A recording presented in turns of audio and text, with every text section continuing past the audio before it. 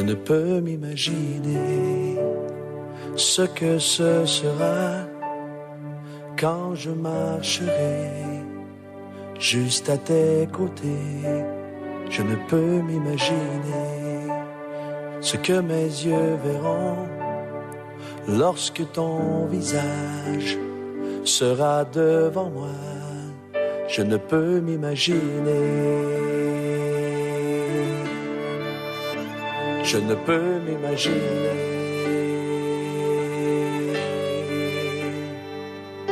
Entouré par ta grandeur, mon cœur va-t-il frémir? Danserai-je pour toi, mon Jésus? Serais-je saisi par la peur? Devant toi, resterai-je debout? Vais-je tomber sur mes genoux? Chanterai-je Alléluia? Est-ce que je pourrais te parler? Je ne peux m'imaginer. Je ne peux m'imaginer. Je ne peux m'imaginer le jour où tu viendras pour me retrouver debout devant toi. Je ne peux m'imaginer. Tout ce que je ferai sera de t'adorer pour l'éternité. Je ne peux m'imaginer. Je ne peux m'imaginer.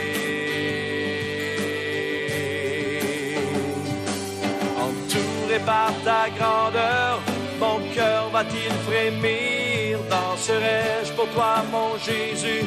Serais-je saisi par la peur devant toi? Vous êtes les bienvenus dans cette émission hebdomadaire, que chacun et chacune se sentent libres dans la présence de Dieu pendant ces quelques instants que nous partagerons ensemble avec le Seigneur autour de sa parole. Nous sommes l'Église des Assemblées de Dieu de Pentecôte, ministère Restauration. Et notre président a pour nom le pasteur Humberto Chimiti Vieira. Notre localisation se trouve sur l'avenue Farrapos, au numéro 312, dans la ville de Porto Alegre, au Brésil. C'est toujours une joie pour nous d'être ensemble. Vous avez votre serviteur, le pasteur Hubert Benakou. Et la leçon de ce jour, c'est la leçon numéro 4, qui a pour titre « La mortification de la chair ». C'est un sujet important que nous allons aborder. Tous les autres sujets déjà abordés dans les divers livres d'études bibliques sont importants. Mais chaque fois qu'on rentre dans une nouvelle leçon et qu'on a exploré le fond, on voit l'importance que cela a dans la vie du chrétien. Et donc, c'est sur cette question de mortification de la chair que nous allons parler aujourd'hui. Et nous allons recommander ces moments au Seigneur, notre Père, notre Dieu. Nous te donnons toute la gloire. À toi, Jésus, qui est au-dessus de tout. À toi, le Maître de l'univers, le Seigneur des cieux et de la terre. Nous te donnons l'honneur et nous nous présentons devant toi, moi et tout ce que tu as touché pour être dans cette étude, que ce soit maintenant ou plus tard. Nous remettons cette leçon et les choses que le Saint-Esprit a reçues du Père pour nous enseigner ce jour.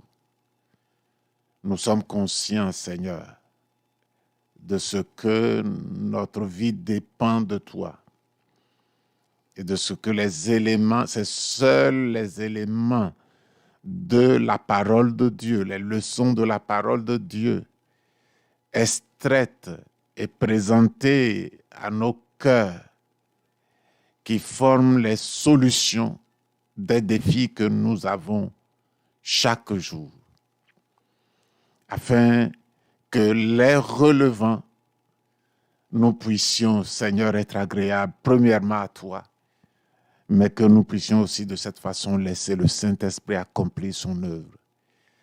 Car notre sanctification se fait par la parole et l'esprit. C'est pourquoi nous voulons laisser la place aux deux, pour que cette leçon soit une bénédiction pour chacun et pour chacune. Nous aimons ta présence et nous la recevons maintenant. Et nous la laissons agir, Seigneur. Nous te laissons la place. Nous mettons l'homme de côté et nous laissons la place à Dieu, le Créateur, qui connaît ce dont nous avons besoin. À toi la gloire, au nom de Jésus, Père Saint. Amen. Donc, nous avons la mortification de la chair. Nous allons commencer la leçon.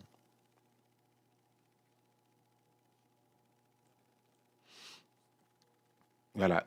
Bâtir des relations interpersonnelles, bien sûr, à la lumière de la Bible.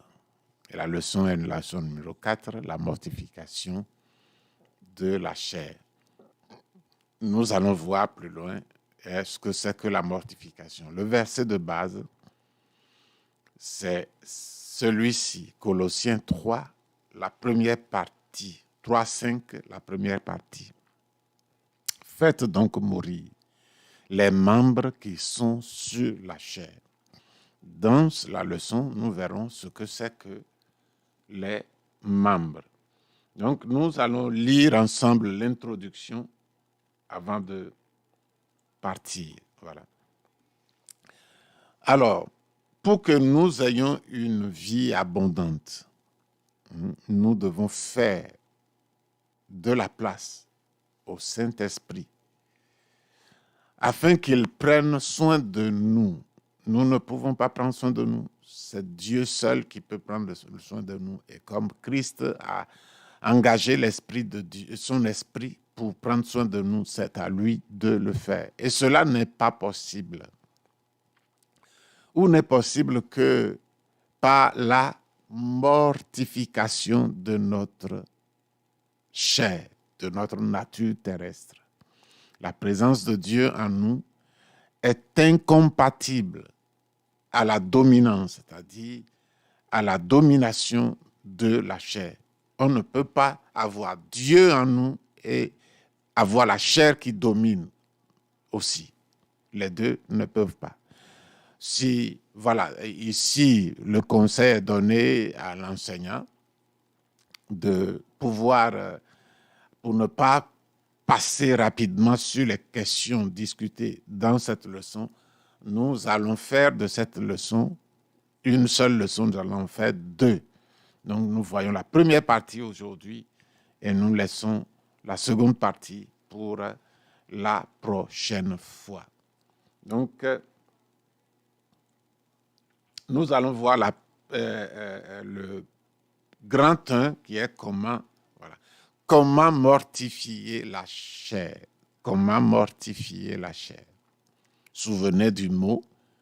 Le mot mortifier veut dire simplement mettre à mort.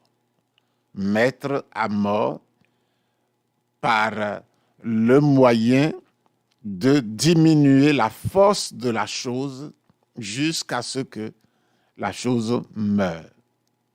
Mettre à mort par le moyen de diminuer la force de vie de la chose jusqu'à ce qu'elle meure.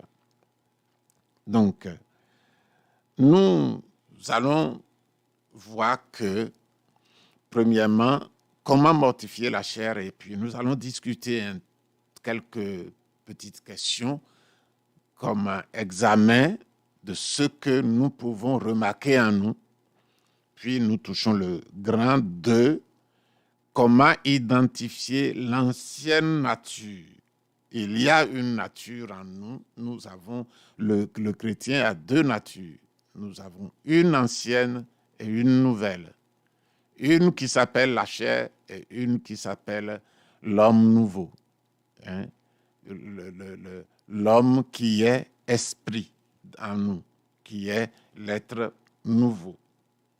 Donc, nous allons voir la nature de la chair, puis la subtilité de l'implication de la chair, comment la chair s'implique subtilement dans nos affaires, hein, et plusieurs fois nous ne la reconnaissons pas, mais elle fait son œuvre désastreuse et nous en subissons le coup malheureusement après. Donc, nous allons après cela nous examiner encore. Donc, nous passons, je vais essayer d'éclairer un peu comment mortifier la chair et comment identifier l'ancienne nature.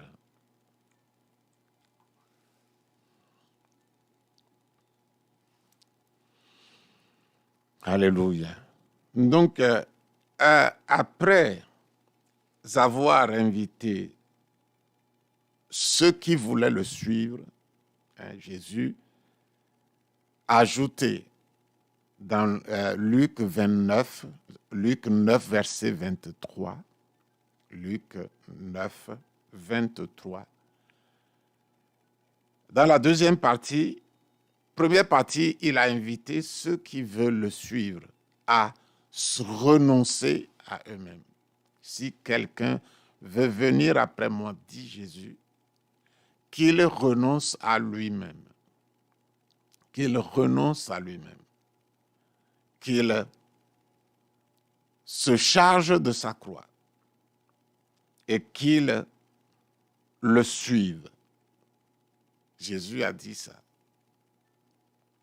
En le personnalisant, il dit, si tu veux me suivre, tu dois premièrement renoncer à toi-même, renoncer à toi, tout ce que tu peux appeler pour moi, tout ce que tu peux faire par ta propre initiative, tout ce que tu es en toi-même. Il dit renoncer à soi. Tu dois renoncer à toi-même. Et tu dois prendre ta croix chaque jour. Chaque jour. Et la croix n'est pas une chose qui se colle à nous. C'est ça qui est. Il y a certaines choses que, quand on les fait, pendant un certain nombre de jours, de mois ou d'années, la chose s'attache à nous. Mais la croix, Jésus dit que nous devons la prendre chaque jour. Cela veut dire que elle a un caractère particulier. Et c'est ce que nous allons voir.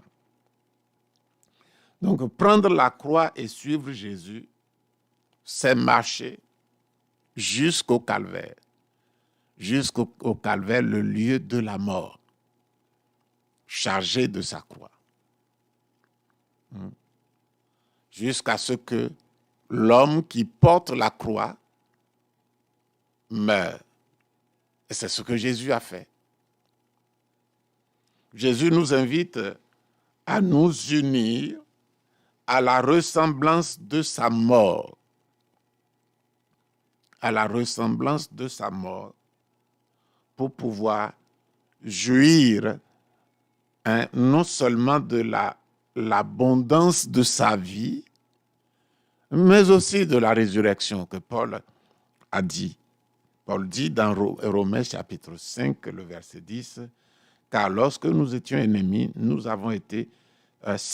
nous avons été ennemis, nous avons été réconciliés avec Dieu par la mort de son Fils, à plus forte raison, étant réconciliés, nous serons-nous sauvés par sa vie. » Nous avons été réconciliés avec Dieu par la mort de son Fils. Et donc, avec son Fils, nous avons expérimenté la mort. Et maintenant, quand son Fils va ressusciter et nous sommes réconciliés, serons-nous sauvés par sa vie. Quand il va ressusciter, il a ressuscité, nous aussi, nous ressusciterons. Mais c'est le temps pour nous de vivre avec notre croix. C'est-à-dire, si quelqu'un veut venir après moi, tous ceux qui veulent venir après Jésus, marcher jusqu'à arriver où il est maintenant, doivent savoir prendre la croix et mourir chaque jour avec, renoncer. Et quand quelqu'un renonce à sa nature, la nature est renoncée, mais elle est là. Mais comme nous l'avons renoncée, nous l'avons donnée, nous faisons la preuve que cette nature n'est plus avec nous, n'est plus la nôtre, et nous marchons dans le déni de cette nature, dans le renoncement à cette nature, jusqu'à ce que nous gagnions Christ, jusqu'à ce que cette vie triomphante arrive à sa maturité quand nous serons avec lui. Donc, la mortification, c'est premièrement que nous sommes renoncés. Ma vie n'est plus la mienne. Je l'ai donnée à Dieu. Je renonce à tous mes droits. Je vais vivre maintenant comme Dieu veut et obéir à sa parole. Et cette parole, y obéir, est contre notre propre nature. Et comme nous avons déjà renoncé à notre nature, nous allons seulement maintenant laisser cette nouvelle nature, la parole de Dieu, la vie de l'esprit, prendre place. Mais ça ne prend pas place facilement sans que ce qui a été installé dans la chair ne réagisse. Mais qu'à cela ne tienne, comme nous avons renoncé à nous-mêmes, à cette vie manifestée par la chair, même si elle se manifeste, il y a un moyen de dominer. C'est ce moyen qui s'appelle la mortification. Donc, en posant quelques questions, est-ce que nous nous renions chaque jour? Est-ce que tu te renies chaque jour? Tu renonces à toi-même chaque jour? Nous avons proclamé le renoncement. C'est comme on a remis la dette générale de quelqu'un, mais cette dette générale est découpée, est l'ensemble de la dette journalière de la personne. Tu l'as remise à la personne.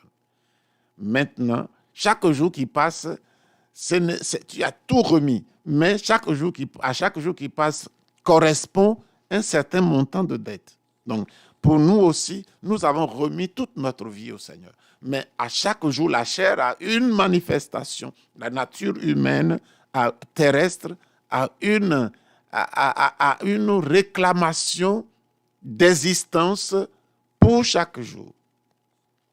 Et donc, c'est pour cela que le renoncement est général, mais vécu pratiquement de manière particulière.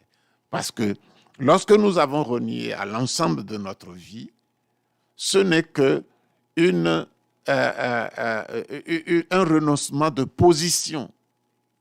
Mais maintenant, de la position, nous passons à la pratique, à l'expérience de chaque jour. Et chaque jour, nous devons renoncer, refuser en disant à la chair, je t'ai déjà renié, je t'ai déjà renoncé, j'ai déjà renoncé à toi, qui est ma propre vie. J'ai dit non. Maintenant, les détails, chaque jour, tu n'auras pas de pouvoir sur moi. Tu n'auras pas de pouvoir sur moi. Et donc, chaque jour, je m'oppose à la chair puisque j'ai déjà livré ça au Seigneur. Je m'oppose et j'accepte la vie de Dieu à la place de la vie de la chair. C'est ce qu'on appelle vivre par l'esprit. Si par l'esprit, Romains 8:13, si par l'esprit vous faites mourir les œuvres du corps, les actions du corps, vous vivrez. C'est ce que la Bible nous dit. Donc, est-ce que nous renions chaque jour nous-mêmes, nous renions nous-mêmes chaque jour? Ou bien nous sommes de ceux qui ont une religion, quand on peut obéir à Dieu sur certains commandements, on le fait. Quand on ne peut pas, on n'y met pas trop de sérieux. On dit on ne peut pas, on vit comme on veut. Est-ce que c'est comme ça, comme la chair nous l'impose? Est-ce que c'est comme ça que nous vivons? Est-ce que nous nous renions chaque jour? Si nous vivons comme ça, nous ne nous renions pas chaque jour. Et se renier, c'est être devant les faits qu'on renie, les faits les actions de la chair. La chair va vouloir se reposer au moment où on doit prier, où on doit lire la Bible. La chair va vouloir manger plus que nous devrions manger. La chair va vouloir se reposer pendant que nous devons être à l'église. La chair, la nature terrestre va vouloir suivre un film sur Internet ou un autre support qui n'a rien à voir avec la parole de Dieu, qui n'a rien à nous apporter.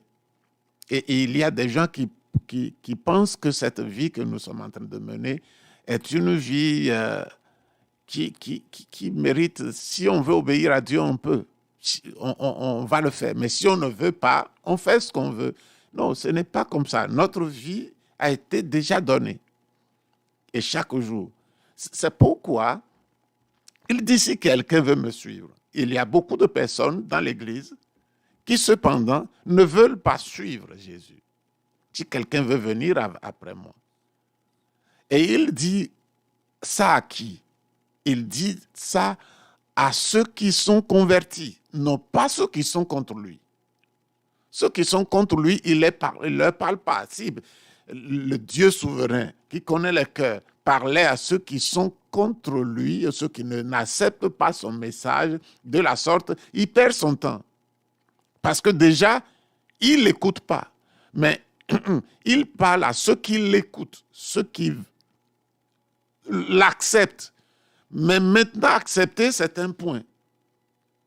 Du point de l'acceptation du Seigneur va commencer le suivre, la marche avec lui.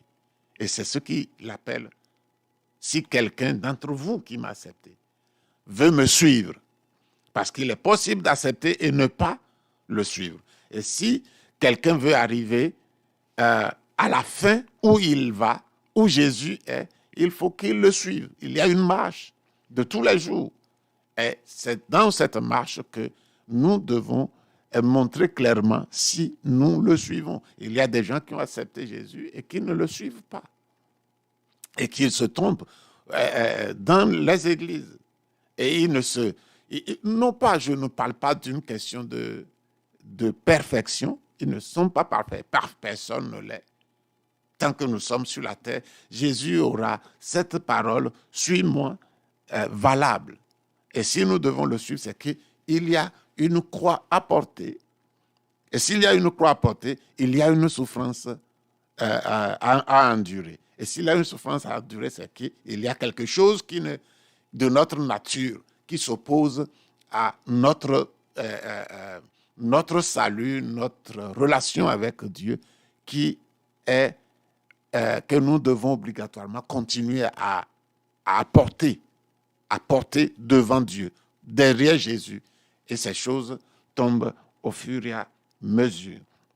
Donc, est-ce que tu es en train de te renier dans ta vie de foi avec Dieu, ou seulement c'est quelques jours, et si les inclinations reviennent, de l'ancienne nature reviennent, tu te livres? Est-ce que c'est comme ça? Nous renonçons aux inclinations de l'ancienne nature et en d'autres circonstances, nous les cultivons à nouveau? Est-ce qu'un moment on renonce, un moment on les cultive? Si nous vivons comme ça, notre vie ne sera pas une vie de succès spirituel et l'œuvre de Dieu ne pourra pas être faite dans nos vies. Quand un jour nous sommes en haut, un jour nous sommes en bas, ce n'est pas possible. Nous devons marcher avec Dieu dans la constance, dans la fidélité. C'est ce que veut dire le fruit de l'esprit, l'aspect du fruit de l'esprit qui est appelé fidélité ou foi. C'est dans la constance, dans la régularité.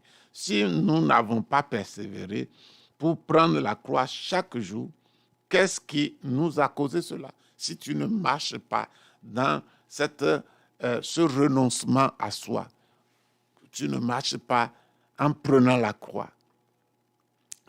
Prendre la croix, c'est ça qui est renoncer à soi-même et accepter la croix de Christ. Sa manière de vivre.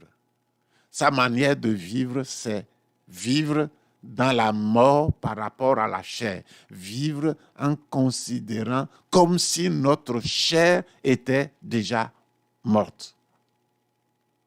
Et seulement, on ne se focalise que sur les choses de Dieu. Sur les choses de Dieu. Sur la parole. Sur l'obéissance à Dieu. Et ça, comme nous sommes dans un corps, c'est difficile. C'est pourquoi ça devient une croix. Mais on laisse derrière notre corps mort qui est déjà enseveli. Et maintenant, vivons cette vie nouvelle avec Christ et qui est la vie de renoncement et de port de sa croix. Est-ce que nous ne prenons notre croix chaque jour? Est-ce que nous avons compris? Est-ce que nous nous justifions par rapport à cette inconstance ou venons-nous devant Dieu en apportant notre pensée, notre volonté, notre dessein, en la sujettissant à Dieu, notre volonté? Est-ce que quand nous regardons notre vie, nous trouvons qu'elle est une vie de soumission, une vie qui accepte de mourir devant Dieu, qui accepte le renoncement entier? C'est ce que la Bible, les enseignements du Seigneur dans sa parole. Est-ce que c'est comme ça que nous vivons? Alors, si nous vivons comme ça, c'est une chose excellente. Mais si nous n'avons pas compris ou avons compris mais n'avons pas renoncé et pris la croix, notre croix, alors c'est le moment de prendre une décision, de venir à Dieu et de jeter tout à ses pieds.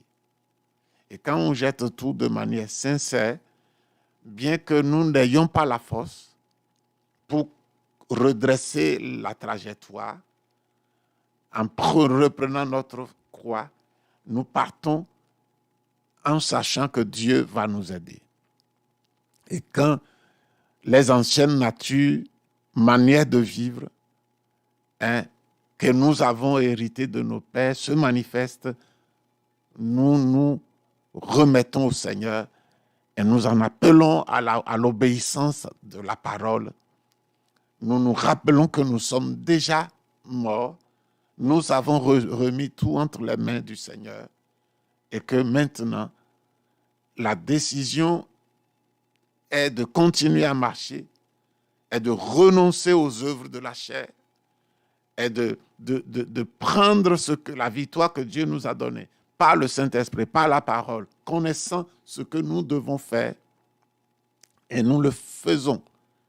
Parce que la Bible dit qu'à partir du moment où nous sommes nés de nouveau, le péché n'aura plus de pouvoir sur nous. Le péché ne peut plus dominer sur nous. Dieu a brisé la force du péché par la nature divine qu'il a mise en nous, dans notre esprit, et que maintenant nous pouvons dire non au péché. Ceux qui disent qu'ils sont nés de nouveau, et il y en a beaucoup qui disent qu'ils ne peuvent pas vaincre, ce n'est pas vrai. Ce n'est pas vrai. Ils sont en train de dénier l'œuvre de Dieu, la puissance de l'œuvre de Dieu. Soit ils ne sont pas nés de nouveau encore, ou soit ils sont nés de nouveau, mais ils ont volontairement voulu que le péché continue à dominer sur eux. Sinon, nous avons reçu la force sur le péché. Il y a des gens qui n'ont pas compris. Il y a des gens qui sont ignorants que Dieu a déposé en eux la puissance pour vaincre le péché. Que le péché n'aura plus de pouvoir sur eux à partir du moment où Christ est venu vivre dans leur cœur. Donc, c'est à nous de savoir et de se lever et de vivre ce que Dieu nous a donné. Il ne le fera pas à notre place. Il a donné la force et c'est nous qui devons mettre la force qu'il nous a donnée en œuvre. Donc, allant plus loin, comment identifier l'ancienne nature? L'ancienne nature, nous devons savoir comment l'identifier. Le moyen de vaincre notre nature terrestre est de ne pas la maîtriser ou l'atténuer ou essayer de la satisfaire qu'en partie. Nous devons la mortifier, la tuer au point de la couper à la racine. Il y a certaines personnes qui disent que, il faut savoir se discipliner. Discipliner en marchant avec le Seigneur peut dire deux choses. Discipliner peut dire, oui, mortifier, mais discipliner, comme beaucoup le comprennent, c'est qu'il faut restreindre ses libertés. Non, les libertés sont là, mais il faut les restreindre. Les œuvres de la chair sont là, mais il faut les atténuer, il faut les discipliner, il faut les mettre sur des rails précis pour que ça ne déborde pas. Il ne s'agit pas de ça. Il ne s'agit pas de maîtriser, de dominer notre nature charnelle. Il ne s'agit pas d'atténuer ses effets ou d'essayer de satisfaire en partie. Oui, je fais ce que je peux. Non, ce n'est pas de ça que Dieu parle. Dieu veut que nous mortifions. Nous rentrons dans un processus qui diminue la vie et qui rejette la vie et persévère jusqu'à ce que, maintient la pression jusqu'à ce que cette vie disparaisse, s'affaiblisse jusqu'à disparaître. C'est ça qui est mortifié. Imaginez une bête que vous ne pouvez pas maîtriser dans un combat de corps à corps. La chair est une bête féroce. Je dis c'est féroce. Et nous sommes dans une empoignade continuelle, dans un combat continuel contre la chair. C'est un combat corps à corps parce que nous avons la chair en nous et l'Esprit de Dieu aussi en nous. C'est un combat corps à corps. Telle est la chair. La seule façon de vaincre est de ne pas la nourrir, car elle satisfera, car ainsi elle s'affaiblira jusqu'à mourir. Un chien peut être gros n'importe comment. Un animal féroce peut être dangereux comme vous pouvez imaginer. Mais si on peut l'enfermer quelque part et le priver de manger, chaque jour, sa vie va diminuer jusqu'à ce que cet animal meure. C'est ainsi que nous devons faire à la chair, traiter la chair. Et c'est ça, mortifier. La Bible nous dit que la convoitise de la chair vient du monde. C'est écrit dans 1 Jean, chapitre 2, verset 16. Lorsque nous nous inclinons au monde, nous nourrissons notre chair. lorsque nous nous inclinons au monde, lorsque nous aimons la télé, lorsque nous aimons les choses qui sont dans le monde, les choses qui plaisent à la chair, qu'est-ce qui te met à l'aise?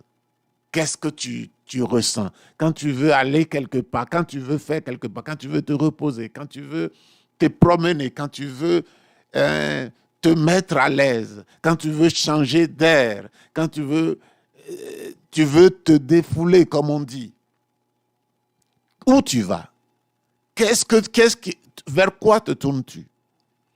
Et ce vers quoi tu te tournes, alors identifie-le et questionne-toi, est-ce que cela est compatible à la parole de Dieu? Il y a des gens qui disent que même si ce n'est pas compatible, c'est le seul moyen pour moi de changer d'air, de changer d'idée, de me reposer. Non, on ne se repose pas dans le péché, on ne se repose pas dans ce qui va causer notre mort.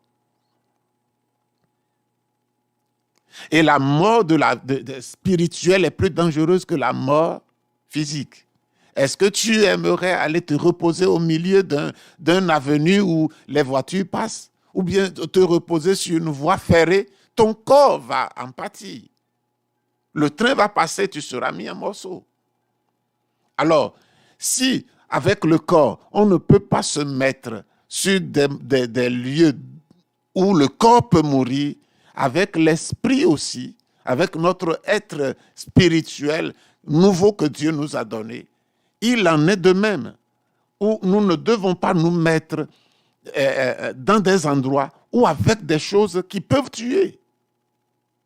Et donc, il n'est pas question de dire je veux changer d'idée, je veux me défouler, je veux changer d'air, je veux faire quelque chose d'autre. On peut faire quelque chose d'autre, changer d'air, dans ce que la Bible approuve. Dans ce que la Bible approuve. Si quelqu'un veut changer d'air, un dimanche travaillant, il y a un travail qui le prend beaucoup, et il veut aller se promener comment on appelle ça, à la plage, où tout le monde va le dimanche, où tout le monde va le samedi. Et parmi ces gens de la plage, les femmes sont presque nues. Si la personne est un frère ou une sœur, les hommes sont la poitrine. Ils ont juste une culotte ou bien un caleçon. Et c'est là que tu veux aller changer d'air. C'est la mort, tu vas dans le feu. Tu peux aller dans un parc, et même dans un parc, il faut savoir quel genre de parc, si les gens sont bien habillés. Sinon, va dans une forêt, va faire une marche, sors de la ville, sors et puis trouve quelque part. Il y en a. C'est vrai que ce qui peut tuer un chrétien, les divertissements qui peuvent tuer les chrétiens sont plus accessibles, sont plus nombreux que ceux qui peuvent entretenir le chrétien. Je suis d'accord. Mais ainsi va la vie chrétienne. On doit choisir. Nous sommes en train de suivre Jésus. Et il nous a dit que nous ne sommes pas du monde. Ce n'est pas les choses du monde que nous devons faire. Et nous devons avoir l'intelligence et la sagesse. Et il nous les a données. Et nous devons les utiliser pour savoir choisir ce qui lui plaît. Nous ne vivons plus pour nous-mêmes, mais nous vivons pour lui. Et donc, nous n'avons pas de raison de dire, sous couvert de ce que nous voulons changer d'air et choisir un lieu périlleux pour nous. L'âme va mourir. Et la mort de l'âme est plus dangereuse, plus dramatique que la mort du corps. Sachez que lorsque la bête de notre exemple, c'est-à-dire notre corps, que nous avons comparé à une bête féroce, est nourrie, ce n'est pas seulement ses jambes qui seront fortes, ni sa tête, mais tout son corps. Sachez que les œuvres de la chair sont liées entre elles. Et veillez à ce que ces œuvres de la chair soient liées les uns aux autres comme les membres de cette bête. Sachez que les œuvres de la chair sont liées les unes aux autres. Les œuvres de la chair de Galates 5, hein, à partir du verset 19, sont liées entre elles. Quelqu'un dit que par exemple, l'impureté, je ne fais pas l'impureté, mais il fait l'idolâtrie d'une manière, on va le voir plus loin, d'une manière subtile. Hein? C'est les œuvres de la chair qui sont debout. C'est tout qui sont debout. On ne peut pas dire, j'ai vaincu cette œuvre de la chair, non. C'est l'ensemble qu'il faut vaincre. Comme le fruit de l'esprit que Dieu nous a donné, c'est les 9 aspects. Les œuvres de la chair aussi sont liées entre elles. L'animal féroce qu'on aimerait faire mourir en le privant de nourriture est un animal qui ne meurt pas avec les pattes seulement et la tête vissée, il meurt, tout le corps meurt, les différentes parties de l'animal meurent. Mais si nous nourrissons une partie de cet animal, nous nourrissons tout le corps. L'animal sera vivant. Et donc, les œuvres de la chair sont comme ça. On ne peut pas choisir de laisser de cultiver une œuvre disant que j'ai laissé les autres, mais je cultive. Non, il faut tout mettre à mort. C'est l'animal qu'il faut mettre à mort, ce n'est pas ses parties. Hein? C'est les œuvres de la mort. Oui, elles sont des œuvres de la mort. Les œuvres de la chair qu'il faut combattre. Donc, ainsi, lorsque nous nous inclinons à la chair pour la nourrir, hein, tous ces sens sont activés dans notre vie et ils nous soumettent progressivement jusqu'à ce que nous soyons totalement dominés. Waouh! Et nous voyons aujourd'hui pourquoi l'Église a perdu la force. L'Église a perdu sa puissance. C'est à cause des œuvres de la chair. Beaucoup se disent spirituels parce qu'ils ne font pas ça, ils ne font pas ça, ils ne font pas ça. Mais ce n'est pas l'esprit dans lequel nous devons marcher. Ça, c'est l'esprit de la religion. Hein? L'esprit dans lequel nous devons suivre Jésus, c'est l'esprit de la croix. Tout ce qui est du monde, on n'en veut pas. S'il y a les manifestations qui sont encore vivantes, on la mène à la croix, on les crucifie. Et si nous sommes bien aguerris de cette façon, le Saint-Esprit continuera à nous faire l'œuvre en nous montrant ce qu'il faut rejeter, crucifier, du moment où nous avons déjà laissé notre renoncer à cette vie. Nous n'aimerions plus jamais que une manifestation soit acceptée. Une manifestation de la vieille nature que nous avons renoncée soit acceptée. Ça peut sortir, ça peut vouloir s'élever, mais nous ne devons pas l'accepter sous quelque nom que ce soit. Donc, nous examinons, nous nous posons, dans chaque personne, il y a un point fragile où la chair a tendance à se démarquer. Est-ce que nous nourrissons ce point faible par des pensées que nous cultivons, par ce que nous regardons, entendons, nous faisons? Est-ce que nous nourrissons notre chair? Dans la vie de chacun, que nous sommes en train de courir avec le Seigneur, il faut regarder si nous nourrissons une partie. Alléluia. Si nous nourrissons quelque chose, on peut avoir abandonné plusieurs choses, mais que les choses abandonnées ne soient pas notre point focal. Les choses qui pourraient, le Saint-Esprit apporte son attention, attire notre attention sur les choses que nous pourrions encore avoir en nous. Ce qui est passé, ce qui est sorti est déjà sorti. Ce n'est pas notre trophée. On dit on a abandonné ça, waouh, on a fait ça. Non, c'est ce que le Saint-Esprit va continuer à révéler parce qu'il fait une œuvre pour nous amener à ressembler de plus en plus à Jésus.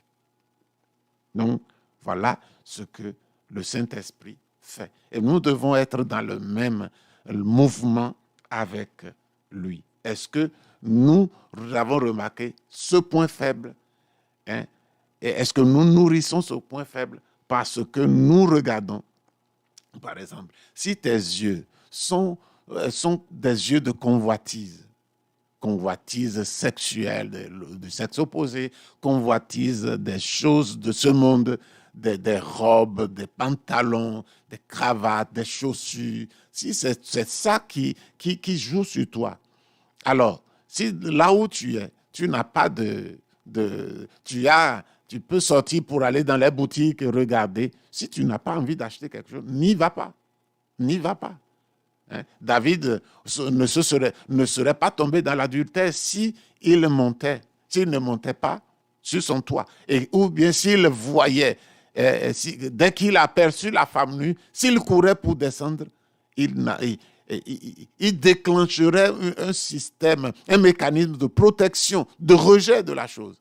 Mais il a pris plaisir, il a regardé. Et il y a des gens qui n'ont pas envie d'acheter quelque chose et qui prennent plaisir d'aller regarder. Et ils disent qu'ils vont faire plaisir, ils vont se promener pour faire plaisir à leurs yeux. Ça va tuer. Ça va te tuer.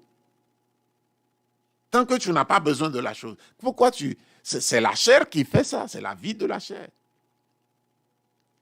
Quand on regarde une femme ou un homme dans une position ou dans un accoutrement qui nous choque, alors on réagit. On réagit. Le premier regard, on ne peut pas l'empêcher, mais on réagit. Et c'est ainsi qu'on va discipliner. On va mettre cette affaire devant le Seigneur, affaire de convoitise, que ce soit sexuelle ou autre, mettre ça devant le Seigneur jusqu'à ce que nous triomphions. Et il y a la victoire, mais il faut commencer le combat. C'est comme ça que nous devons mettre. Si c'est quelque chose si nous entendons, ça nous fait mal. Si nous voyons, ça nous fait mal. Si nous touchons, ça nous fait mal. Il faut l'arrêter. Il faut se mettre dans le processus du combat. Faut marcher en mode combat contre cette chose-là. Souvenons-nous que Dieu a dit qu'il nous a donné le pouvoir. Le péché n'aura plus de pouvoir sur nous. Donc, c'est à nous de ça. Sommes-nous en train de couper toute la nourriture qui pourrait renforcer la chair, ou ce péché, ou cette faiblesse en nous, qui pourrait renforcer cette faiblesse afin qu'elle soit toujours mortifiée? Est-ce que nous sommes en train de mortifier ces choses? Et c'est une chose intelligente, pleine de sagesse, de faire un peu le diagnostic nous-mêmes pour voir ce qui fait trembler notre cœur, ce qui paraît être un point faible chez nous, ou des points faibles, et apportons-les devant le Seigneur. Est-ce que c'est la colère, la tendance à la colère? Apportons ça devant le Seigneur. Et ne disons pas que mon père a été toujours comme ça, ma mère a été comme ça, mes frères sont comme ça. Non, tu n'as pas besoin d'être comme eux. Parce que toi, tu as la nouvelle nature de Dieu. Et si eux aussi sont nés, ils sont convertis pour vivre ainsi avec ces convoitises, avec ces points faibles de la chair, tu as le devoir d'aller les trouver et dire, vous êtes en train de laisser la chair dominer dans ce domaine, dans ce domaine, dans ce domaine. Et nous sommes dans l'apprentissage tous les jours. À un moment de ma vie, je pensais que la colère va disparaître elle-même parce que je suis de chrétien. Non, ça n'a pas disparu jusqu'à un moment où je me suis rendu, le Saint-Esprit m'a enseigné que si je ne choisis pas, je ne prends pas ma croix dans ce domaine, si pendant que la colère se lève, pendant que l'atmosphère s'installe, si je ne prends pas mes dispositions, si je ne déclenche pas mode combat pour moi, en rejetant, en prenant par l'esprit, hein, en agissant par l'esprit pour dominer les œuvres du corps, je ne vais jamais vaincre. Et c'est à partir du moment où j'ai commencé à faire ça, et ce n'est pas seulement chez moi, je ne dis rien de nouveau, hein, c'est comme ça que tout le monde fait. Tous ceux qui remportent, sont en train d'avancer avec le Seigneur, c'est comme ça qu'ils vivent. Ils ne laissent pas. La chose va se manifester. Et Dieu a dit, je t'ai donné déjà la force pour. Tu as déjà le fruit de l'esprit pour faire. Si c'est de l'impatience, le dimanche matin, tu veux aller à l'église et ta femme est en train de tarder, au lieu de râler en disant, c'est toujours comme ça tous les dimanches matins, pourquoi tu es en retard? Non, sois patient. La situation est là, mais tu as le médicament, l'antidote. Dieu t'a donné l'antidote. Où est le problème? Reste patient. Décontracte-toi. Laisse passer cette tension. Va à l'église. Et si tu es prévoyant, le dimanche prochain, mets-toi à aider ta femme pour que les choses qui la retardent soient faites à temps. Et comme ça, tu es en train de manifester ta nouvelle nature. C'est comme ça que ça doit se faire. Et ça, c'est seulement le domaine de l'impatience. Il y a le domaine de la bonté où quelqu'un t'a giflé, t'a insulté, mais tu as en toi une nature qui ne doit pas rendre le mal pour le mal. Donc, c'est ainsi que Dieu nous appelle à agir pour vaincre les œuvres de la chair. La colère, l'impatience, la méchanceté, l'intempérance, c'est-à-dire celui qui n'arrive pas à se retenir, la haine, la tristesse, et toute la peur, et toutes ces choses sont des œuvres de la chair. Hein? La Bible parle des choses semblables. Ce qui n'est pas cité dans la liste de Galates 5 est dans la liste des choses semblables. Voyez-vous? Donc maintenant, voyons un peu la subtilité de l'implication de la chair. Les pratiques compétitives. Par exemple, le football, les jeux qui font que quelqu'un se sent vainqueur et l'autre vaincu. Tous les jeux, ou tous les environnements où cet esprit de compétition évolue, c'est quelque chose qui est mauvais. Le monde cherche à justifier la pratique des sports de compétition en affirmant qu'ils servent à perfectionner les relations interpersonnelles, le travail d'équipe, etc. Cependant, nous voyons que la personne qui s'incline à cette activité, à la compétition, à l'esprit de compétition sportive, tendent à faire mourir, ou commence à faire mourir diverses sensations, ou bien à nourrir, je vous l'ai dit, à nourrir diverses sensations de la chair qui tendent à ruiner sa capacité de bien communiquer. Voyez-vous, est-ce que vous convenez avec moi que quand il y a match de football entre deux équipes A et B et que l'équipe A a gagné l'équipe B et que les deux spectateurs, et puis qu'il s'agit de la coupe, d'une coupe, ou bien des matchs proches de la coupe, et que le spectateur A et le spectateur B sont ensemble, croyez-vous qu'ils vont avoir les mêmes sentiments, l'un contre l'autre, l'un envers l'autre?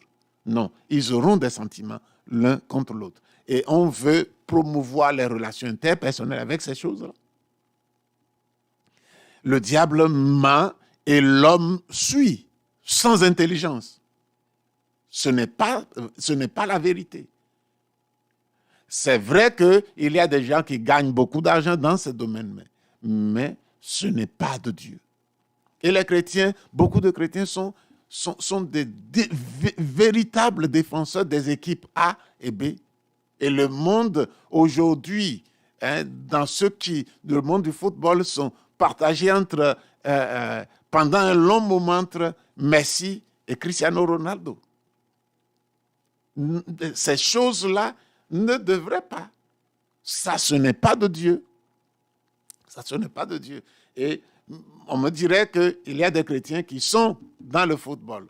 C'est une autre question que nous pouvons, à laquelle nous répondrons certainement un jour, mais pas aujourd'hui.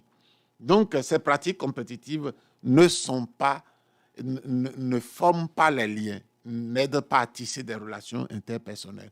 Ça va tisser des relations entre tous les fans du club A contre les fans du club B. C'est ça qu'on appelle les factions. La Bible en français rend ça comme secte, des divisions, des groupes.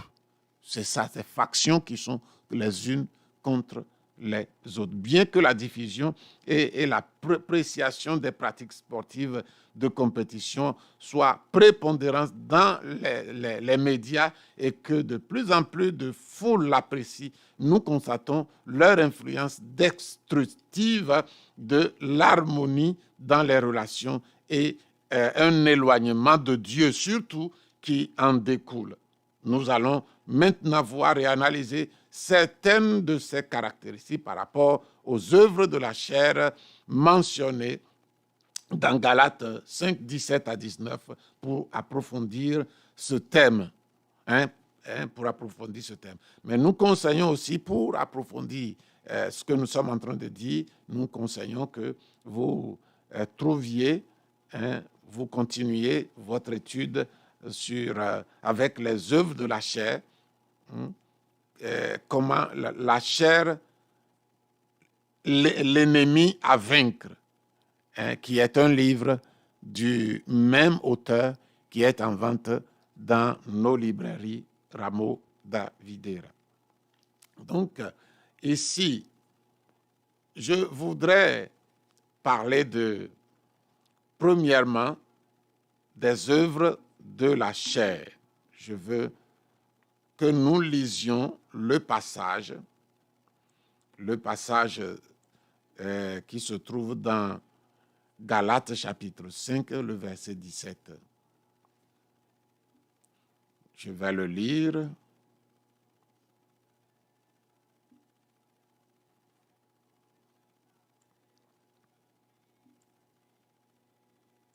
Galates chapitre 5, le verset 17 dit « Car la chair a des désirs contraires à ceux de l'esprit, et l'esprit en a de contraires à ceux de la chair. Ils sont opposés entre eux, afin que vous ne fassiez point ce que vous voudriez. » Vous, c'est la chair. Vous, c'est homme naturel, afin que vous ne fassiez point ce que vous voudriez. Si vous êtes conduit par l'esprit, vous n'êtes point sous la loi. Or, les œuvres de la chair sont manifestes.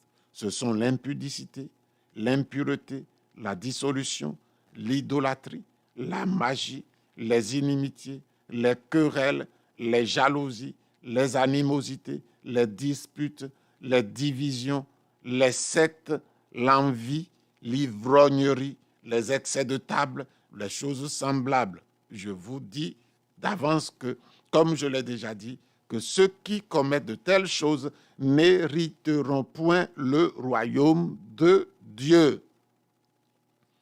Voilà ce qui est écrit. Donc, nous voulons voir ces choses qui sont décrites ici. Par exemple, l'idolâtrie. Nous n'allons pas aborder dans la chronologie de ce passage, mais nous aborderons un grand nombre pour donner une idée claire de ce que sont les œuvres de la chair. L'idolâtrie est du grec eidolâtrie. Eidolâtrie. C'est le culte à de faux dieux. Hein?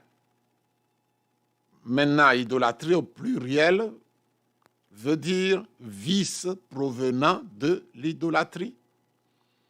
Vices qui sont propres à soi-même.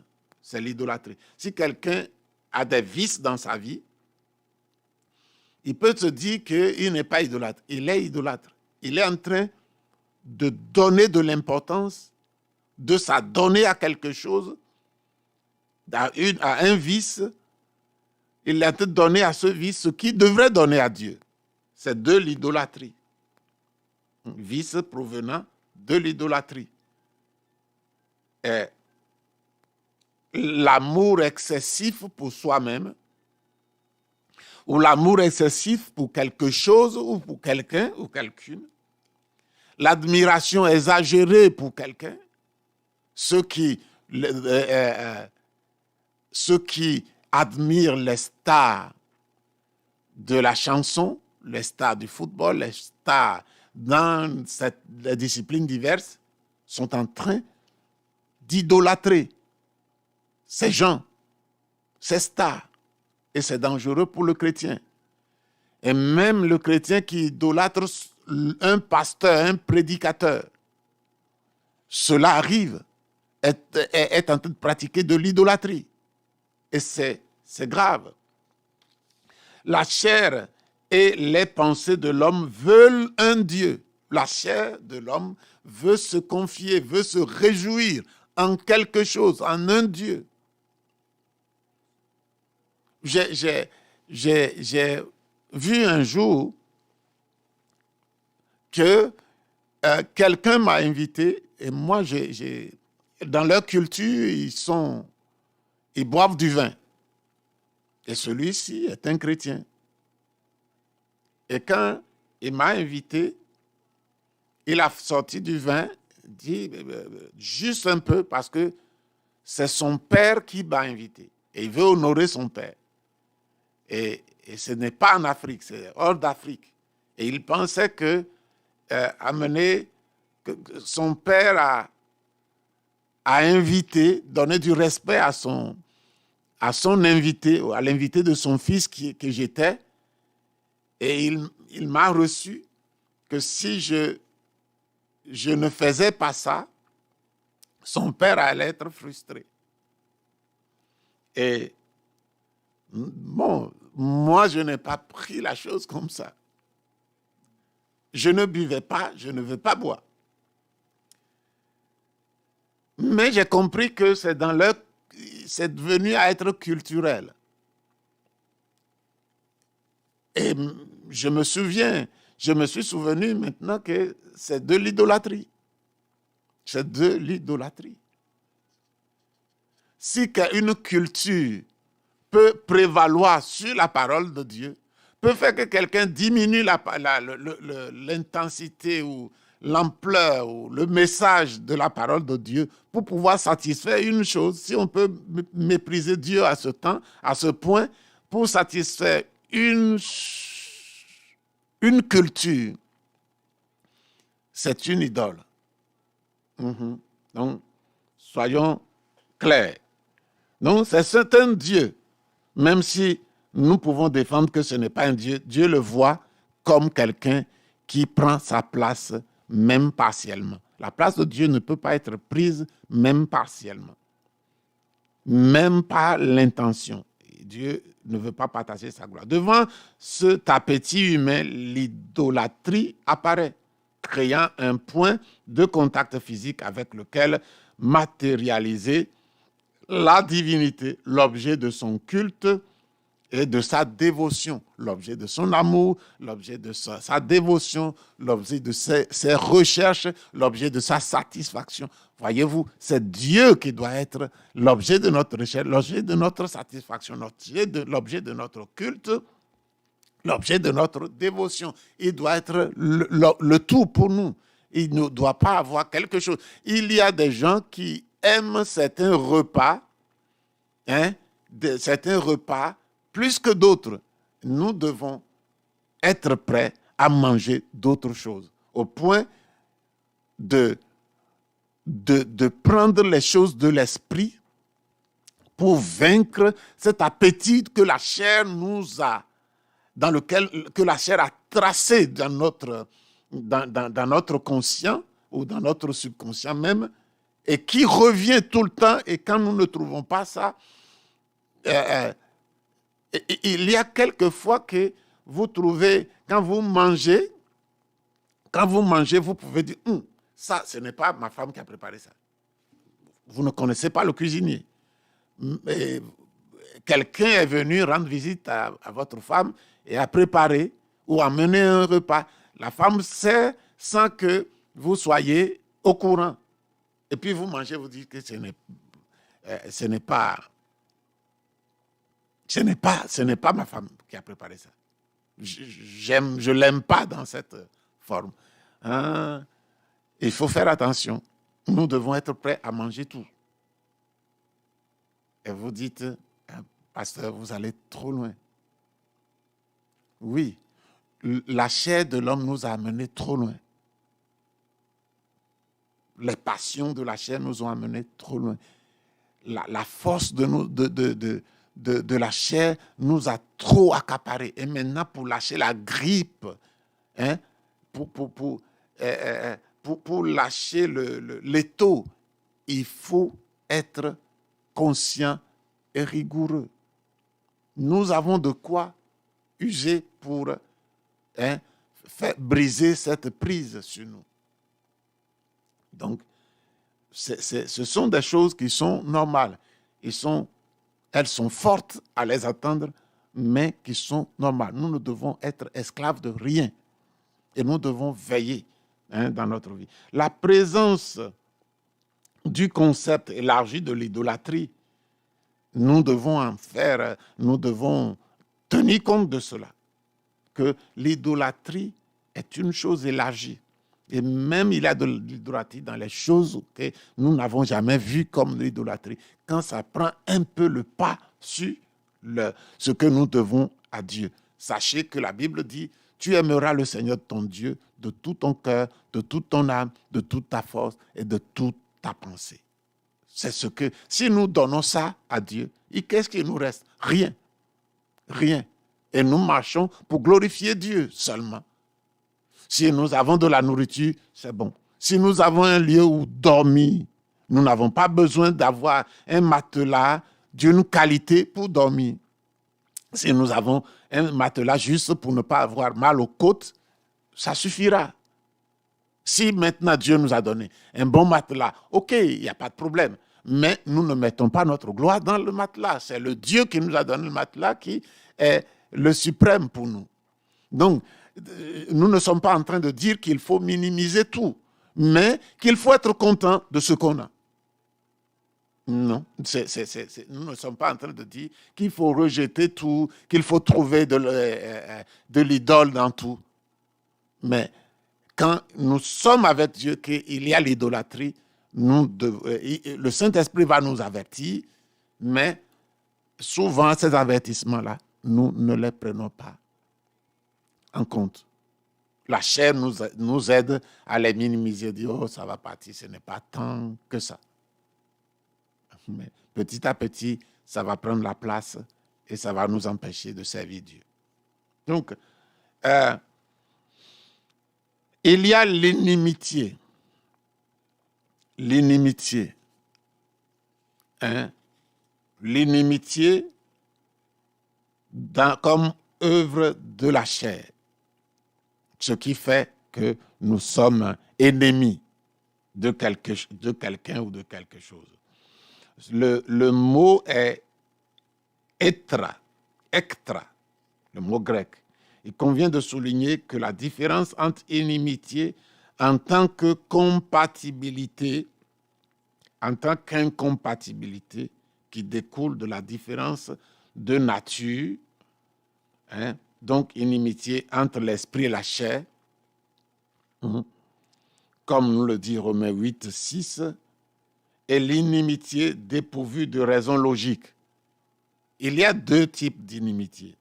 Et nous sommes en train de parler d'un seul type.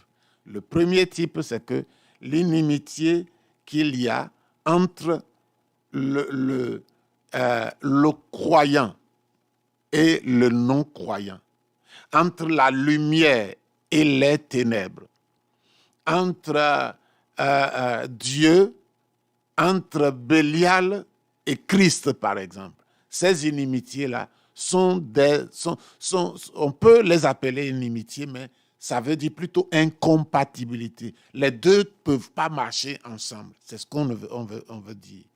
Et par exemple, il y a inimitié entre mon esprit, ma vie de l'esprit, ma nouvelle vie et l'ancienne. Il y a incompatibilité entre moi et celui qui ne marche pas avec Jésus.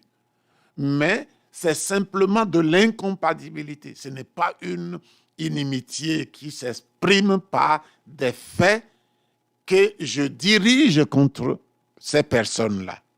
Donc, ce n'est pas de cette inimitié qu'il s'agit. Mais c'est l'inimitié dépourvue de raison logique, étant uniquement due à des inclinations de la chair, à des appels de notre chair, à des manifestations de la nature de la chair. Jésus est venu vaincre cette inimitié qui est manifestée comme œuvre de la chair, commençant par la réconciliation des peuples et réconciliant le tout dans un seul corps avec Dieu. Comme le dit Éphésiens chapitre 2, les jeux de compétition sont une grande fabrique d'inimitié. L'inimitié, c'est l'antagonisme qu'il y a entre les êtres humains. C'est le mépris qui peut s'installer à un moment par rapport d'une personne par rapport à une autre, d'un groupe de personnes par rapport à un autre groupe. C'est cette inimitié, ça se manifeste par les œuvres de la chair, où on est contre cet antagonisme, cette opposition. Ça se manifeste par des œuvres de la chair. Quand vous n'aimez pas une personne, c'est de l'inimitié. Quand vous n'aimez pas la façon d'une personne, c'est de l'inimitié. Tout ce qu'on n'aime pas chez l'autre, c'est de l'inimitié. Chez un individu ou chez un groupe d'individus, chez une ethnie, sur un peuple, c'est de l'inimitié. Et donc, Jésus est venu abolir cette inimitié. Et même si le monde est l'Église, nous ne devons pas haïr le monde en tant que personne, en tant qu'individu. Nous devons haïr ce qu'ils font, condamner même ce qu'ils font. Mais Dieu fait la différence entre les œuvres de la chair et la personne même. Il veut sauver la personne. C'est quand la personne est déjà sauvée, qu'il est dans les œuvres, dans les œuvres de la chair, que c'est anormal. On ne peut pas demander à un cadavre, pourquoi tu es mort? Les gens qui ne connaissent pas Jésus, on ne peut pas leur dire, pourquoi tu te fâches? Parce que c'est là, ils vivent de la chair. La chair ne peut pas ne pas se fâcher. Donc, voilà un peu comment nous pouvons parler de l'inimitié. Il est parlé aussi des querelles. Il est parlé des querelles. Les querelles, le mot grec, c'est éris. Cela signifie une dispute.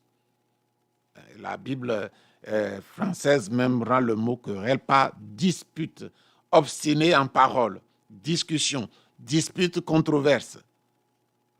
C'est le tonique de ce type d'activité. Sport de compétition utilise les querelles, utilise les disputes. On dispute un match.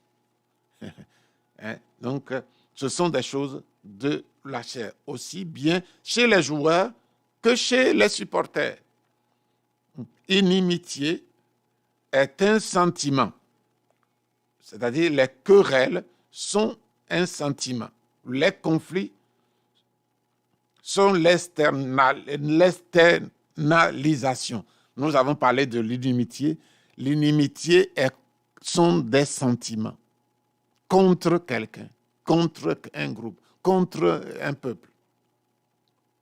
Aujourd'hui, il y a beaucoup de personnes qui haïssent le peuple juif dans ces moments de guerre, qui haïssent. Il y a beaucoup, ce n'est pas tout le monde, mais il y a beaucoup de personnes qui haïssent le peuple juif, Israël. Et ça, c'est l'inimitié. C'est l'inimitié. Maintenant, les querelles sont l'inimitié à amener à être exprimée. C'est l'inimitié exprimée par des gestes. Par exemple, les Arabes envoient des choses, combattent physiquement. Donc, ce sont des choses ce sont des querelles. C'est l'inimitié d'abord qui est extériorisée par des actes instrumentalisés. Donc, voilà la différence entre inimitié et querelle. Querelle ne peut pas arriver sans inimitié. Et inimitié peut être dans un cœur aussi longtemps sans être exprimé. Mais querelle ne peut pas exister sans inimitié. Il y a aussi la jalousie, qui est le mot grec zélos, qui veut dire excitation de l'esprit en tant que manifestation de fureur, d'indignation, de zèle punitif, de peur, de perdre quelque chose. C'est le fruit du désir d'une personne de réaliser certaines choses simplement pour le plaisir de la conquête. Les jalousies sont des choses inutiles. C'est juste réalisé pour le plaisir de la conquête. Ça s'exprime par l'excitation dans notre esprit. L'excitation dans notre esprit, et l'esprit souvent est considéré comme une partie de l'âme. Manifestation de colère, d'indignation, de zèle punitif, de peur, de perdre quelque chose. Ce sont les choses qu'on expérimente quand on est jaloux, la jalousie. Dans le sport de compétition, les gens cherchent des positions, tant les joueurs que les supporters, et font tout leur possible pour empêcher les autres de prendre cette position, la victoire. Ils se sentent frustrés et amers lorsque cela se produit, lorsque leur position qu'ils veulent prendre est prise par quelqu'un d'autre. Et frustrés, et ils frustrent et rendent amers leur ennemi. Quand ils sont frustrés, ils essaient de frustrer aussi leur ennemi, rendre amer leur ennemi, quand ils atteignent leur objectif un jour. Donc, aujourd'hui, l'un est frustré et demain l'autre qui sera frustré parce que celui qui a gagné la compétition aujourd'hui peut perdre demain. Donc, c'est comme ça que ça fait. Et dans quel monde nous vivons, où les gens ne savent pas où ils vont. Ils croient que toutes ces choses ont du sens. Non, ça n'a pas de sens. Et croire que la vie ne nous réserve que ça, c'est vraiment, vraiment être aveugle. Et le diable a sérieusement aveuglé le monde. Et nous étions de leur nombre. C'est pourquoi nous devons continuer à prier pour nos parents, pour nos amis, pour les peuples parmi lesquels nous vivons, pour les hommes tout court. Donc, c'est une chose importante.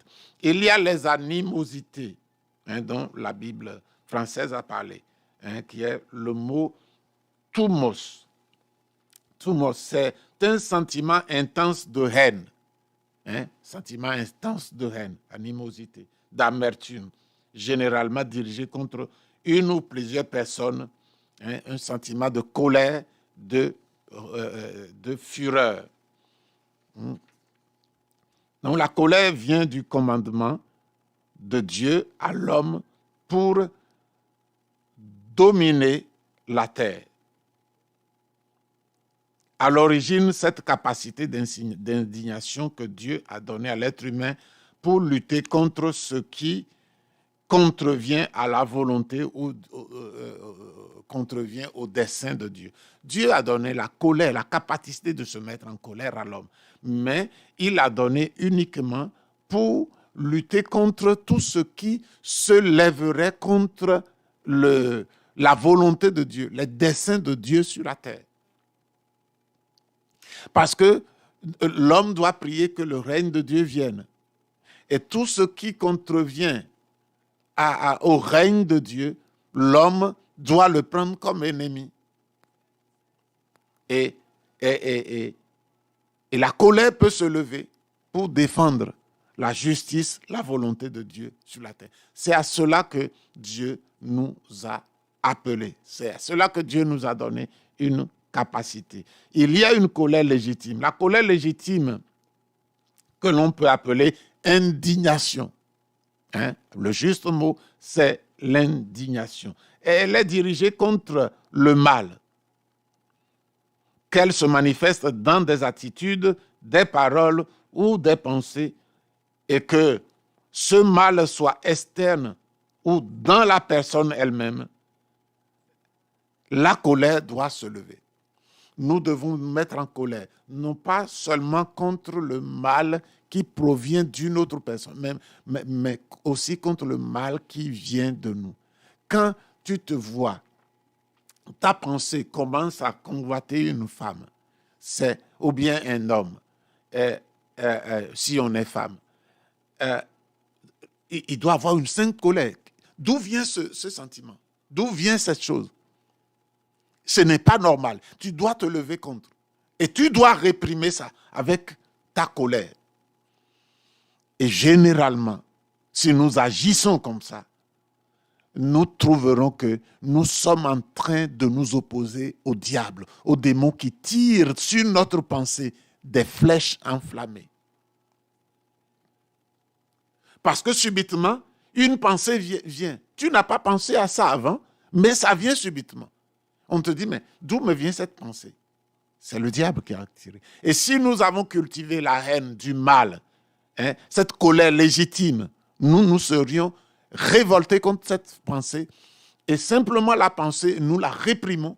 Et il se trouve que nous sommes en train de réprimer le diable et il s'en va. Et il trouve que le mal n'a pas de piste d'atterrissage en nous. Alléluia. Donc, voilà ce que la colère, nous devons développer cette colère contre cette indignation, contre le mal, qu'il se soit en attitude, en parole, en pensée, qu'il soit externe à nous, venant des autres, ou interne, venant de nous-mêmes. Elle est dirigée contre le diable et ses hôtes. Cette colère, nous la dirigeons contre le diable et les autres. Et même quand nous voyons un homme faire du mal, en réalité, c'est le mal qui nous met en colère. Ce n'est pas la personne. Il faut toujours aller là où Dieu veut que nous allions. Parce que ce n'est pas la personne. Si nous croyons que la personne est le mal, nous allons faire du mal à la personne en voulant défendre le bien. Mais nous devons voir le mal sous la forme du diable et notre intervention doit être faite non pas contre la personne, mais contre celui qui est derrière, qui injecte ce mal. Certaines fois, il va devoir que nous prenions des actions en appelant la police, par exemple, si un homme bat sa femme, un homme est fou furieux dans sa maison, nous pouvons appeler la police. Maintenant, la loi va prendre charge de cela. Et nous n'avons pas fait mal.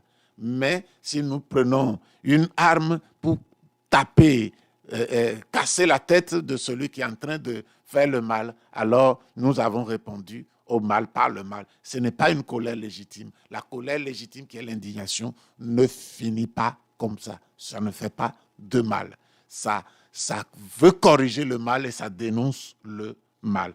La colère comme œuvre de la chair est le contraire, comme nous l'avons déjà dit. Cependant, la colère, en tant qu'œuvre de la chair, la colère illégitime, au contraire, est dirigée contre les gens. Contre la première légitime est dirigée contre les injustices, contre toutes les manifestations du mal. Mais ici, la colère illégitime qui vient de la chair est dirigée contre les gens et constitue une réaction pour devenir un état permanent. Cette colère-là n'accomplit pas la justice de Dieu et encourage les actions pécheresses et la violence physique et verbale. C'est ça, cette colère illégitime, c'est à cela que ça amène. N'est-ce pas le cas dans les jeux de compétition? Il y a de la violence dans les actes, dans le verbe. Lorsque l'ennemi est vaincu, on crie. Et lorsque l'ennemi est vainqueur, on manifeste aussi. On casse des choses. Donc, personne ne peut convaincre. Si la personne ne peut être convaincue que les sports de compétition sont des choses que Dieu veut que nous fassions. Les sentiments ne sont pas neutres. Notre comportement n'est pas neutre. Jusqu'à ce que nous choisissions notre club de prédilection et que nous choisissions nos stars, ce n'est pas bon. Ce n'est pas bon. Et peuvent seulement dire que c'est bon ceux qui ne connaissent pas la Bible, ceux qui ne connaissent pas la pureté dans laquelle Dieu veut que nous vivions en le servant les mains de tout notre cœur, âme, force et pensée. Il a tout pris parce que nous lui appartenons. Il est notre Seigneur. Et il est celui qui a décidé de nous faire. Nous n'avons pas passé une commande pour qu'il nous fabrique. C'est lui qui a décidé. Et il nous a fait pour que nous ne soyons pas perdus, que nous soyons bénis intensément. Joie, paix, accomplissement, succès, nous soyons bénis intensément. C'est ce qu'il veut. Dieu n'a pas pensé, c'est trop dit. Dieu n'a pas voulu. Quand il a fait l'homme, il n'a pensé qu'à son bien. Il n'a pensé qu'à son bien. Les questions peuvent être suscitées, ce n'est pas le moment. Et si vous lisez la Bible, vous comprendrez. Dieu vous expliquera. La colère. Il y a la discorde. J'aimerais arriver à un oui. Il y a la discorde qui est appelée érythéia. Cela se traduit par un désir de s'élever au-dessus. Un esprit partisan et factieux qui ne dédaigne pas la ruse, qui utilise la ruse, qui est exprimé par le manque d'accord, la mésentente, le désaccord. Cela signifie que l'ambition de la chair de ne dominer que pour son propre bénéfice. La discorde montre que la chair veut dominer. Il se met à part, il coupe la corde avec les autres pour dominer. C'est là la discorde. Celui qui est en discorde, il coupe la corde que nous tenons tous ensemble, il coupe la corde et il prend sa partie et il monte pour dominer pour son propre intérêt.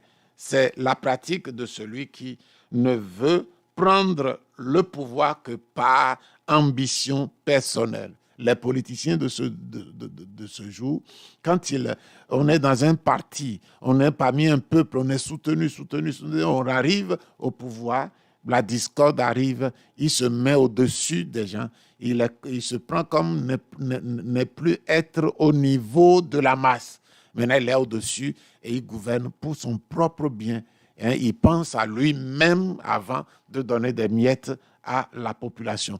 Ainsi sont les dirigeants que nous avons à la tête de nos nations aujourd'hui. Ils luttent pour lutter, sans aucun idéal, si ce n'est que de gagner le combat et d'être pour lui-même un vainqueur. C'est ça la discorde, le désir de couper avec les autres pour dominer. Il y a les sectes. Les sectes peuvent être appelées des factions. Dans d'autres langues, le mot secte n'existe pas et ils l'ont rendu par faction. Faction, c'est des groupes.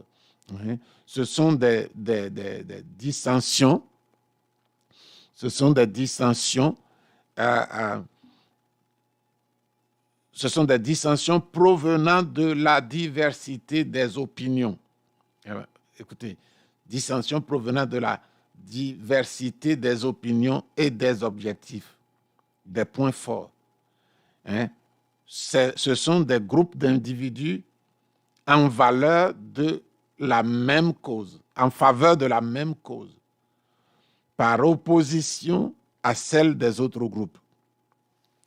Aujourd'hui, il y a les écologistes, il y a les gens de la droite, de la gauche, du centre-gauche, du centre-droit, du centre, il y a les communistes, et il y a tout.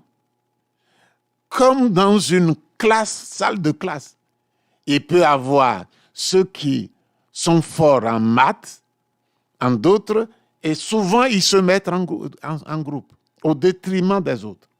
Dans la société, dans la nature humaine, il y a cette tendance aux sectes. J'ai vu quelque chose dans l'Église, et c'est très dommage. Et j'ai voyagé, j'ai visité plusieurs pays, et ça se trouve dans tous ces pays. Et ce que j'ai vu, pourquoi c'est dans tous les pays? Parce que c'est dans tous les hommes. Si nous, le chrétien, ne le combat pas, il est là.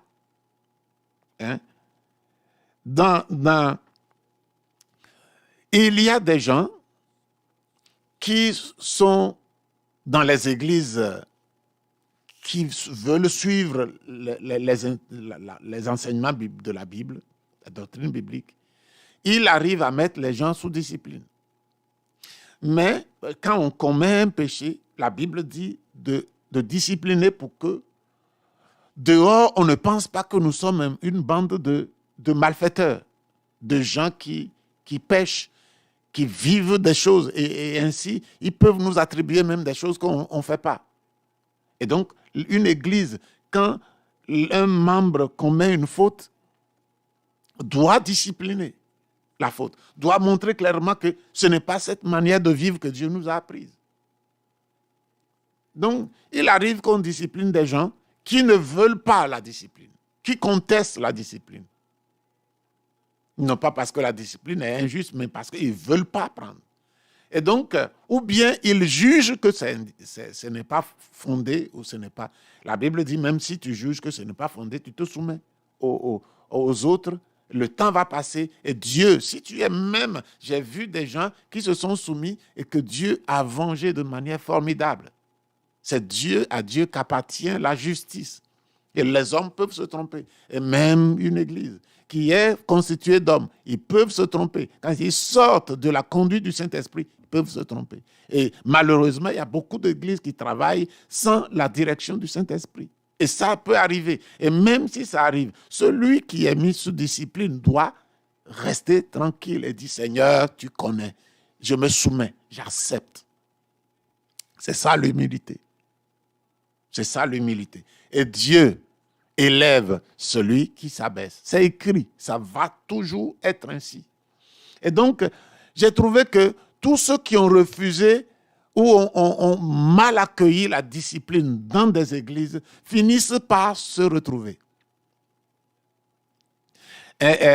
Quelqu'un dont son mariage n'a pas été conduit de manière normale et que l'église ait dit quelque chose, va chercher, pour être son parrain, sa marraine, va chercher quelqu'un qui a eu les mêmes problèmes dans une église. Quelqu'un qui a eu les mêmes problèmes ou dans l'église ou dans une autre. Donc, l'homme, ça est dedans, en lui. Ça est en lui. Et donc, si tu es tombé dans cette chose-là, il faut le savoir. Il faut trouver que ce n'est pas quelque chose d'extraordinaire que tu as commis. Mais tu as laissé simplement ta nature prendre le dessus. Et ce n'est pas bon. Tu dois présenter ça devant le Seigneur et tu dois te repentir et demander pardon au Seigneur. Et si cela est possible, partir en arrière et demander pardon à ton église. Et tu reviens dans la communion. Et même si tu ne revenais pas dans la communion de cette église et que tu as bien réparé, gloire à Dieu. Sinon, ça va se produire dans ta vie. Le résultat va venir. Tôt ou tard, ça va venir. L'orgueil sera toujours humilié. C'est clair. Si ce n'est pas encore fait, attends-toi, ça va venir. Et donc, je disais que tu n'as pas fait quelque chose de surnaturel en désobéissant comme ça, en réagissant comme ça. Mais tu as seulement laissé ta chair s'exprimer. Parce que ce que vous avez fait, ça se trouve aussi dans ma chair. Quand quelqu'un me reproche, ma tendance, c'est de refuser. Mais Dieu nous a donné le pouvoir sur cette tendance-là. Nous avons le pouvoir de prendre par l'esprit. Nous devons par l'esprit mettre à mort les œuvres de la chair. C'est pourquoi il nous a sauvés et nous a donné son esprit.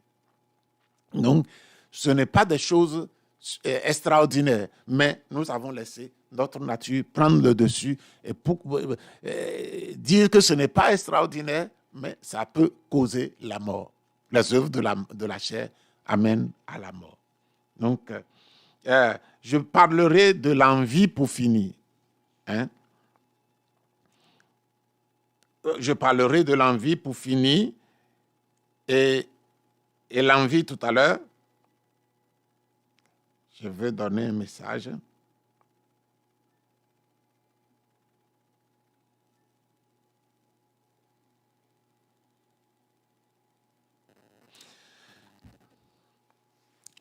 Je veux parler de l'envie pour terminer. L'envie, c'est phtomos. Oups. Le mot est un peu difficile à prononcer. C'est le grec phtonos. P-H-T-H-O-N-O-S. Ce sont des sentiments dans lesquels la haine et le dégoût ou l'irritation sont mélangés.